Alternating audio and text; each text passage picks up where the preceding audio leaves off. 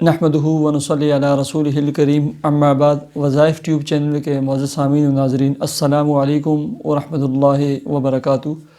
امید کرتا ہوں کہ آپ جہاں پر بھی ہوں گے اللہ کے فضل و کرم سے خیریت سے ہوں گے، اور دعا گو ہوں کہ اللہ تبارک و تعالی آپ کو ہمیشہ صحت و سلامتی کے ساتھ پیار و محبت والی، خوشی والی اور پاکیزہ زندگی عطا فرمائے، آمین۔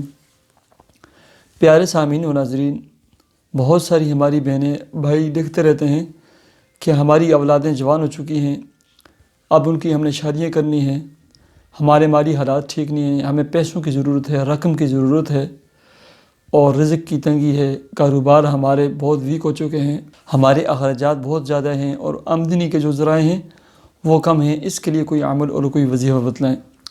الغرض مالی تمام پریشانیوں کے لیے، جاب ملازمت کے لیے، کاروبار اور کاروباری ترقی کے لیے بہت ہی مجرب المجرب عمل اور وظیفہ ہے، یہ نوٹ فرما لیں۔ آپ نے کرنا یہ ہے، پہلے نمبر پر 5 وقتی نماز کا آپ نے اہتمام کرنا ہے۔ حقوق العباد کی ادائیگی کے ساتھ ساتھ 5 وقتی نماز کا اہتمام کریں، اور ہر فرض نماز کے بعد اول آخر 1 مرتبہ درود شریف کے ساتھ 7 مرتبہ سورہ قریش پڑھنے کا اہتمام کریں۔ یہی صورت آپ کے تمام مسائل کا حل ہوگی۔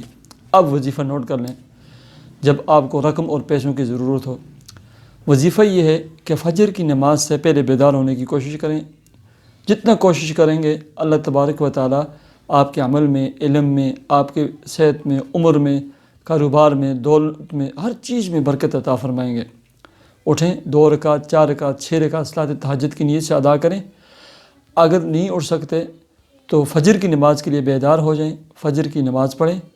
فجر کی نماز سے پہلے یا فجر کی سنتیں پڑھنے کے بعد اور فرضوں کے درمیان، یا فجر کی نماز جب آپ دیکھیں گے آخری وقت نماز قضا ہو جائے گی تو فجر کی نماز پڑھیں۔ اس کے بعد 313 مرتبہ آپ نے سبحان اللہ و بحمدہ، سبحان اللہ العظیم و بحمدہ، استغفر اللہ، یہ آپ نے پڑھنا ہے۔ اس کے بعد آپ نے سورہ یاسین 1 مرتبہ پڑھنی ہے، اور سورہ مزمل 1 دفعہ پڑھنی ہے، اور اس کے بعد اللہ کے حضور دعا کرنی ہے اپنے معاملات کے لیے۔ اور پورا دن چلتے پھرتے اٹھتے بیٹھتے آپ نے جو کام کرنے ہیں وہ یہ سبحان اللہ و بحمدہ، سبحان اللہ العظیم آپ نے پڑھنا ہے، اور گاہے بگاہے وقتاً فوقتاً آپ نے اللہ کے حضور دل میں اپنے معاملات کے لیے دعا کرنی ہے۔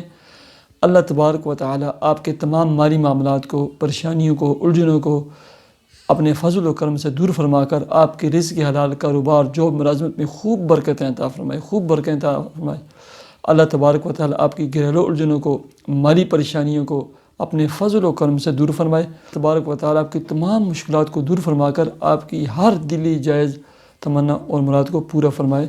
مجھے اجازت دیجیے، میرے چینل وظائف ٹیوب کو ضرور سبسکرائب کیجیے۔ اللہ حافظ۔